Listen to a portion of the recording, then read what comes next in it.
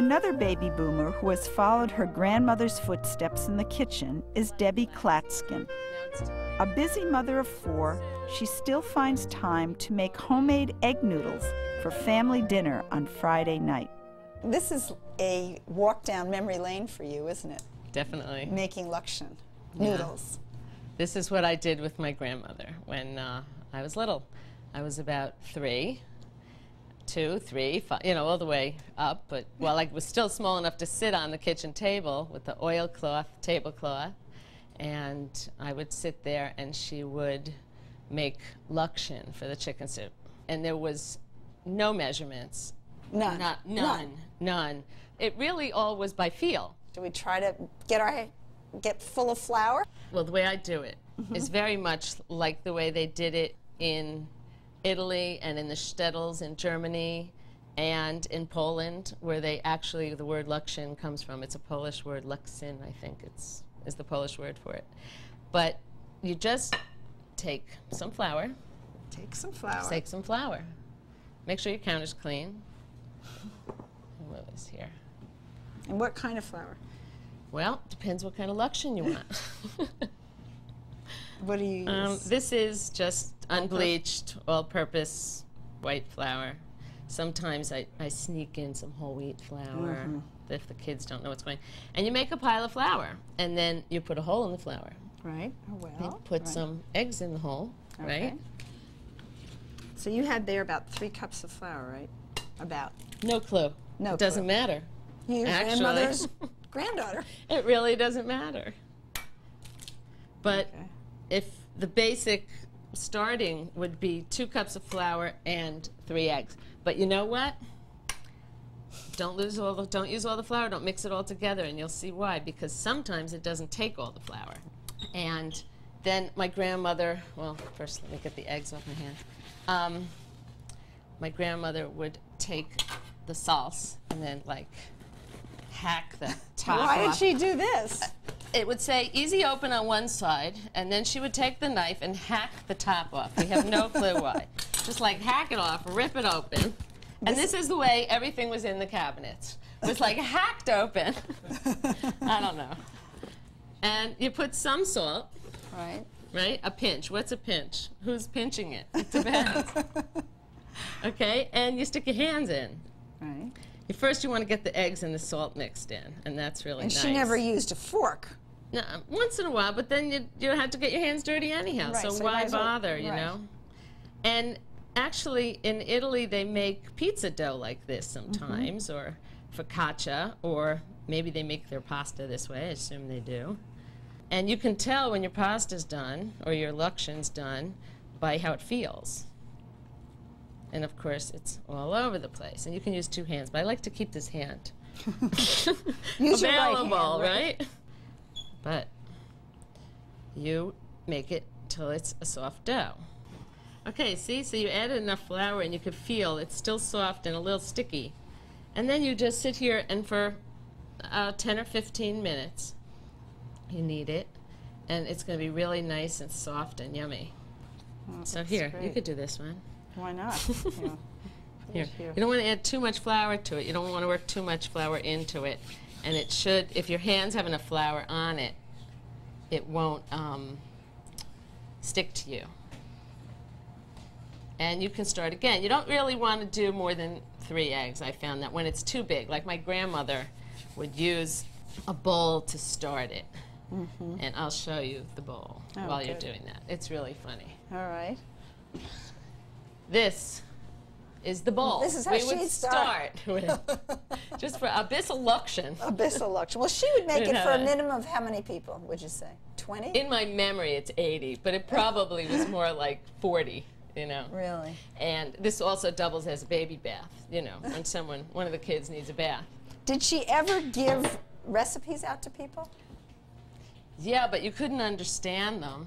You know, everything was abyssal this and abyssal that. So, how does it feel? Feels it's getting soft and nice. So then, when you're done with this, now the gluten's all like revved up. You gotta let it sit and relax. It's a lot of relax. Okay, well, we've rested. We've rested. We've weeded the garden. We've made the chicken soup, whatever. And you take the dough. It looks so little. I don't remember it being this little, but it used to be a lot bigger.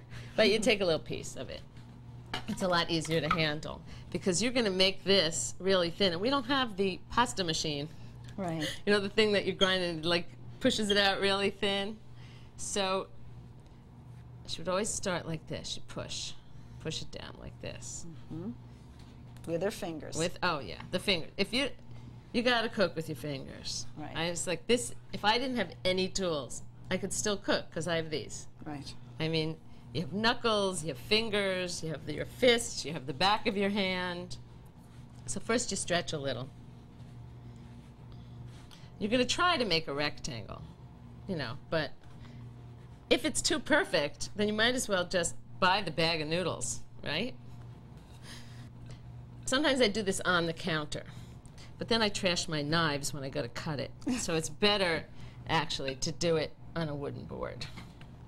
Okay, so you roll it out, and it's going to spring back because of the gluten. Right. Okay, so you do what you can, and then you let it rest again. So there's a lot of resting.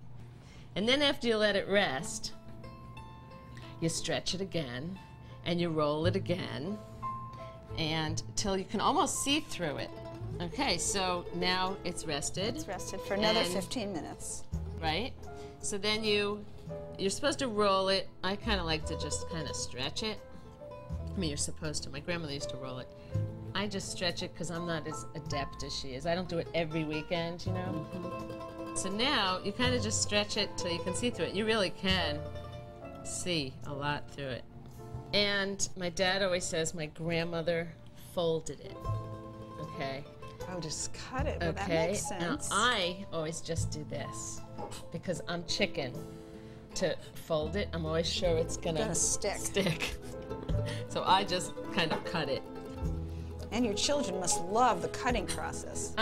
Yeah, it doesn't thrill me because my grandmother always used a knife. Actually, it was like twice the size of this knife. It was like this. She was this little lady and she had this huge knife.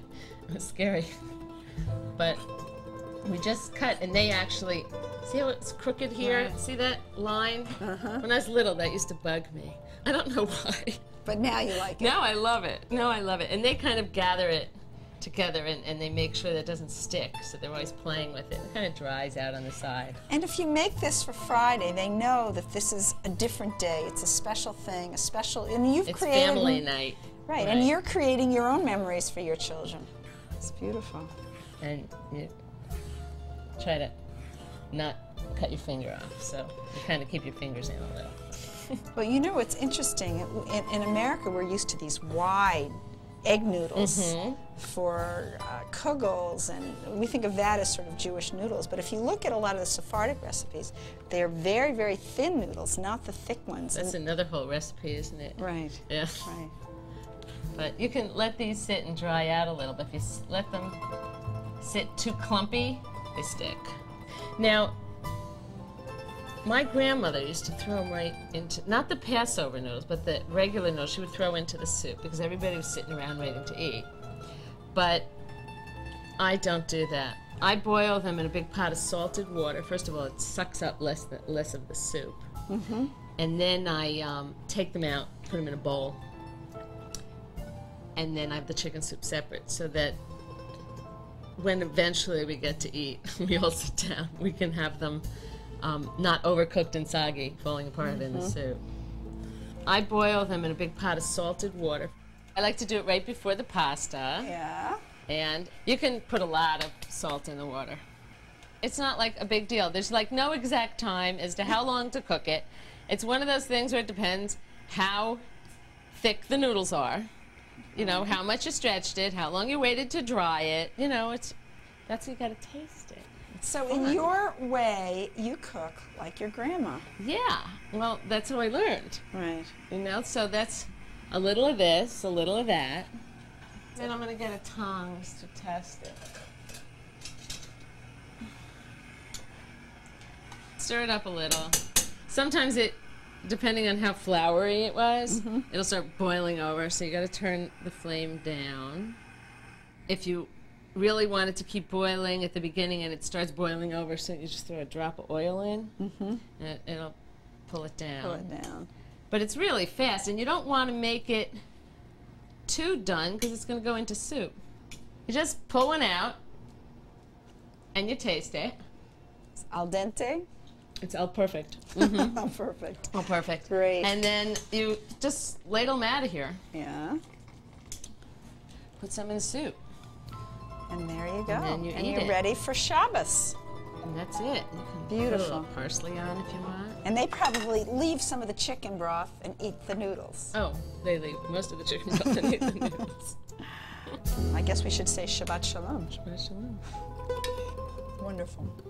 Absolutely wonderful. Your children are very lucky. Thanks.